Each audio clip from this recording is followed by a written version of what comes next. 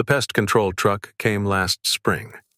The man walked through, named things to worry about, and left a contract with a monthly number at the bottom. Auto-renewing. Recurring. The bugs came back anyway.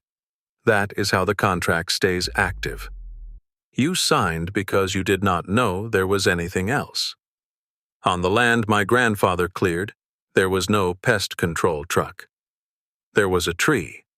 It grew at the edge of the property the way it grows on 300 million properties across the eastern United States.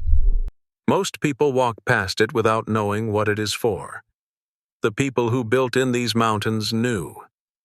The Cherokee knew long before them. My name is Gideon Adkins, born outside Harlan, Kentucky. What the compound inside that tree does to insects. What the science confirms. Why a $13 billion industry has stayed quiet. And what to do this weekend. The tree is called black walnut, Juglans nigra. In these mountains, just the walnut tree. 306 million of them in the eastern United States. Highest concentrations in Missouri, Ohio, Tennessee, West Virginia, and Indiana, all within Appalachian country. Not exotic, not planted. Just there. Mature trees reach 70 to 90 feet. Bark furrowed deep in a diamond pattern. Large round nuts inside a fleshy green outer hull, falling in late summer. If you have ever stepped on one and looked at your shoe afterward, you have already met the compound. The most visible proof of what this tree does is on the ground beneath it. Nothing grows there. Not grass, not garden plants, not much of anything. The roots push a compound into the soil that suppresses every organism in the zone around them. That zone extends well past the canopy. There has been a black walnut at the edge of this land since before I was born. The bare circle beneath it was just a fact. It did not need explaining. You could see it working. The compound is called juglone, a naphthocquinone if you want the laboratory name. What matters is what it does. Inside the living tree, juglone exists in a bound and harmless form. The moment tissue is cut, crushed, dried, or exposed to air, it converts. Instantly. That is why fresh hull juice stains your hand black within seconds of contact. The same reaction happening on your skin is happening inside any insect that touches it. Juglone disrupts the ability of cells to produce energy. It generates particles that interfere with the mitochondria, the part of a cell responsible for keeping the organism alive. The insect cannot generate what it needs to function. It cannot eat. It cannot reproduce. It cannot keep going. The hull holds juglone at roughly 100 times the concentration found in the English walnut hull you see in grocery stores. Highest amounts in the buds, the hull, and the roots. Still present and active in the leaves. The window for the strongest material is August through early October, while the hulls are still green. After the hulls fall and blacken, the compound is still there, just less concentrated. The staining is not a side effect. It is evidence. The same chemistry that disrupts insect biology permanently colors whatever it contacts. Skin, fabric, wood. Gloves are not optional. The Cherokee knew this tree long before anyone gave it a Latin name. They mixed black walnut oil with bear fat and applied it to skin as an insect repellent. The fat held the compound against the surface. The Comanche made a paste from leaves and hull to treat ringworm. The Iroquois used it for parasites. All three peoples arrived at the same answer independently, across different regions, without coordination. That convergence means something. When separate peoples working in isolation find the same solution, the solution is usually right. Appalachian folk practice carried it forward. Fresh walnut leaves scattered through the house to deter insects. Dried hulls spread in grain storage to repel weevils. Hull tea applied to doorways and window sills. Hull juice rubbed along entry points where insects came in. There was also the fishing practice. Hulls thrown into a still pool stunned the fish. Every holler in 3 states knew this. It was not a trick. It was chemistry observed and applied before chemistry had a name. Ruth scattered walnut leaves in the root cellar and grain bins every fall. When I asked why, she said it keeps them out. That was the whole answer. It was enough. The laboratories eventually caught up. A published study evaluated juglone against 5 mosquito species, Aedes aegypti, Culex quinquefasciatus, and 3 others. These are not obscure insects. They carry dengue, West Nile, and encephalitis. The study confirmed measurable biological activity against larvae at concentrations of 3 to 25 parts per million. The Cherokee did not know those species' names. They knew what the hull did to insects near standing water. A separate study tested plumbagon, another compound found inside black walnut, against Anopheles stephensi, a mosquito that carries malaria.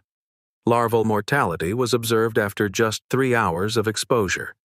Published in Parasitology Research.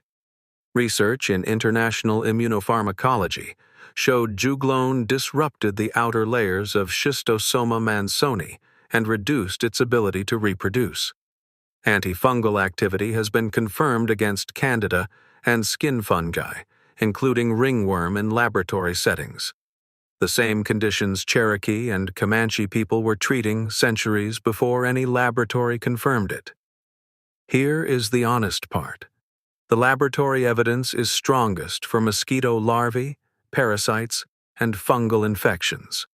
For fleas, ants, cockroaches, and ticks.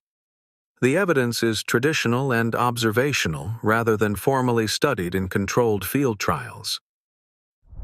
That gap is not a scientific gap. It is a financial one. The U.S. pest control industry generated $13.4 billion in service revenue in 2025, growing at more than twice the rate of GDP. 85% of residential revenue is recurring. That word is the whole model. A contract. A truck that comes back. A problem that is never fully solved. Juglone cannot be patented. Naturally occurring compounds cannot be owned. No patent means no monopoly. No monopoly means no margin. No margin means no product. So there is no product. 306 million black walnut trees grow free across the eastern United States. No factory, no synthesis, no subscription. The raw material costs nothing and grows back every year. The industry does not need to suppress this knowledge. It simply never needs to mention it. The same way the roofing contractor never mentioned cotton muslin. Silence is cheaper than opposition. I am not telling you there was a meeting. I do not believe in that kind of thing. I believe in a business model that depends on you not knowing what grows on your own property. The pest control truck has never come up this road. The walnut tree has been here longer than the road. 4 ways to use it, all from what was already being done on these properties before the pest control industry existed. First, hull tea. Collect green hulls between August and early October. Green, not black. Boil in water for 20 to 30 minutes. Strain. Cool. Apply around the base of the house, along doorways, window sills, and anywhere you know insects are entering. A brush works. A spray bottle works. You can also cold soak. Hulls submerged in water for 7 to 10 days. Stirred daily. The juglone concentration in water extraction is lower than in direct hull contact. The biological effects at contact are still documented. Second, dried hull powder. Dry the green hulls and grind them down. Spread the powder along the base of the house, in crawl spaces, along ant trails, and around grain and feed storage. It releases slowly. Does not need reapplication as often as the liquid. Third, walnut leaf bundles. Fresh or dried leaves placed in closets, barns, and storage areas. No preparation required. The tannin-rich fragrance deters insects on its own. Ruth used this method every fall. It required nothing but the tree. Fourth, tincture. Green hulls soaked in 80 proof or higher alcohol for several weeks. Produces a concentrated extract with a longer shelf life than water-based preparations. Apply to surfaces or along entry points. One rule. The juice from a fresh green hull stains skin dark, brown-black within seconds. It does not wash off. It fades over days. Wear gloves every time you handle fresh hulls. The honest caveat. The evidence is strongest for mosquito larvae, fungal infections, and parasites. For ants and cockroaches, the evidence is traditional rather than formally studied. Use it where the science is clearest. Watch what happens. That is exactly what Ruth did, and her mother before her. That bare circle beneath the black walnut. Every Appalachian homeowner has seen it. Most never asked why. The answer was there the whole time, visible, free, on 300 million properties across this country. The knowledge was not lost here the way it was lost elsewhere.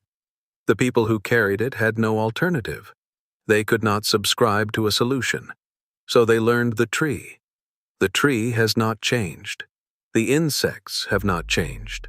The chemistry is identical to what it was when the Cherokee first applied it. Tell me in the comments, do you have a black walnut on your property? What county are you in? Have you ever watched it work on the plants around it? I read every one. Next video. 10 Appalachian healing herbs you can grow at home. The ones doing what prescriptions do now, before prescriptions existed. I will see you there.